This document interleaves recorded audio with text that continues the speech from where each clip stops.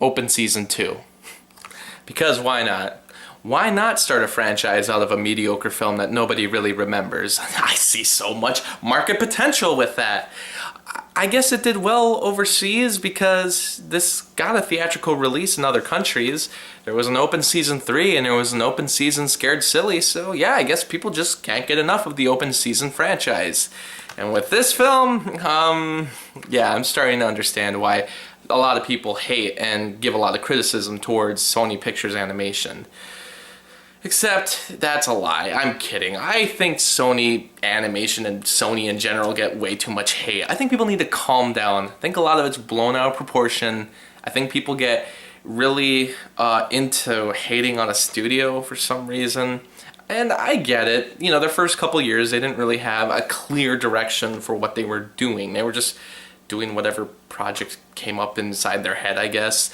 And with that, they don't really have a unique style to them. Every one of their films is different from the last. There's no way to really pin down what a Sony animation film is. You know, but DreamWorks is a lot like that too, except they don't get nearly the same kind of hate. But yeah, I think with the likes of the Emoji Movie and the other films like Smurfs, I guess I can kind of understand why people maybe have a distaste for them. Then you got things like this, which I don't really like. This was requested by Ryan, who's been requesting all of these Sony Picture Animation films, and that included the direct-to-video ones, so thank you so much. If you want to be like him and request some different movies for me to review, hit up Patreon. I will definitely give them all a try. Even this. Well, let's pop it in and see what it's all about. Open Season 2 continues where the first one left off.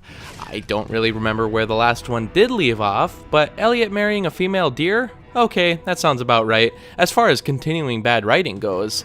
Remember that solid foundation from the first film?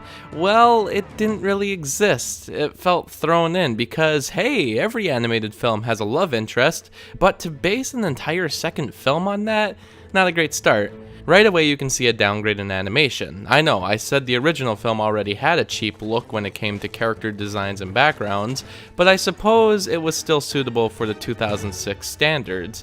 And I also suppose, since this film was direct-to-video, that the value should be expected, but I'm sorry, this animation sucks. It's more jittery and unfinished. I feel like I can see the character stuttering at times with no fluent movements, and like the first film, the color palette and designs never grow on me. My doe!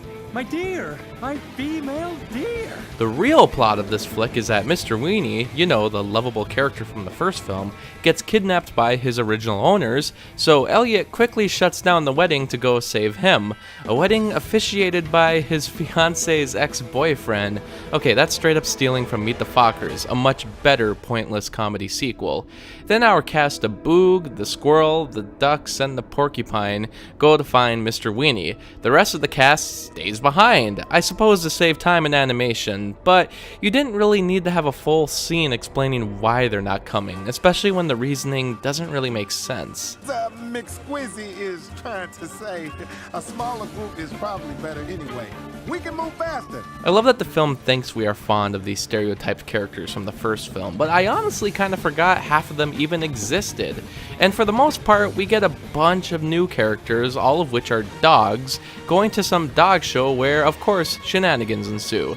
It becomes very apparent that the filmmakers really just wanted to make a movie about show dogs, but trust me, that's a bad idea to go alone on. So I suppose tying it to an open season sequel is fine, whatever, I don't care. Sorry, I got the wife and kid. You know, you turn your back on those little pelts for 1 second, all heck breaks loose. I'm out. Oh, leave it to the beaver. The original cast, as far as supporting roles go, do return, with the exception of our main leads. Martin Lawrence is replaced by Mike Epps as Boog, and Ashton Kutcher is replaced by Joel McHale as Elliot. From the special features, you can tell he's really enjoying himself. Love animation. I love this. I love it so much.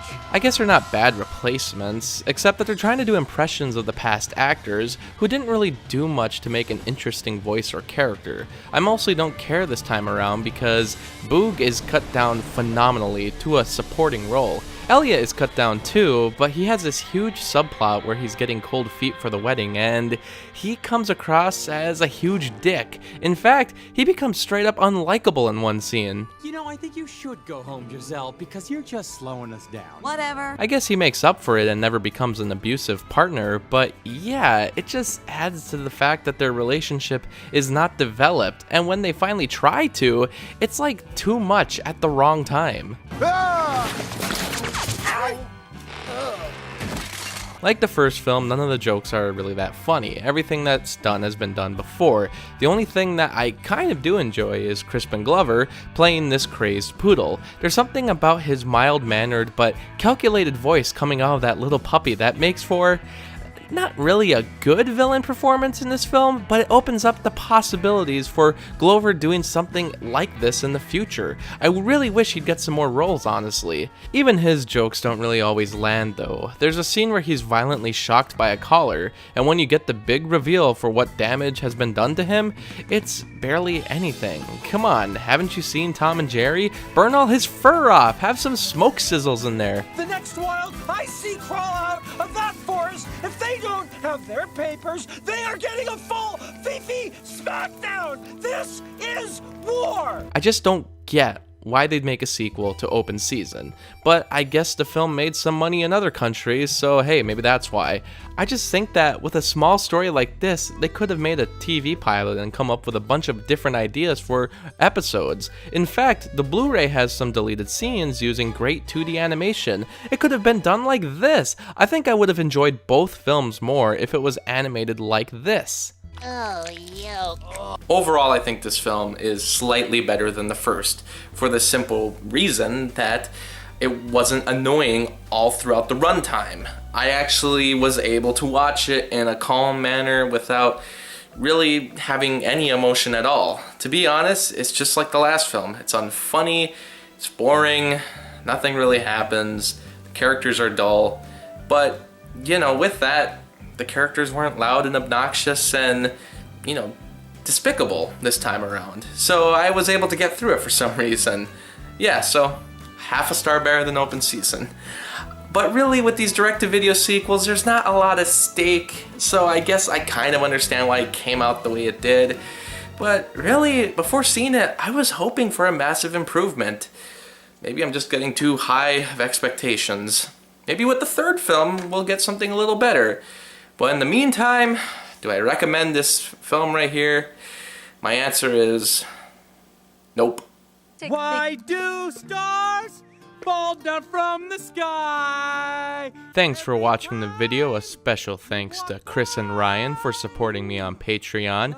If you'd like to join them in getting exclusive videos and blogs, early access, and even be able to request reviews monthly, then please click on the Patreon link, and thanks for the support.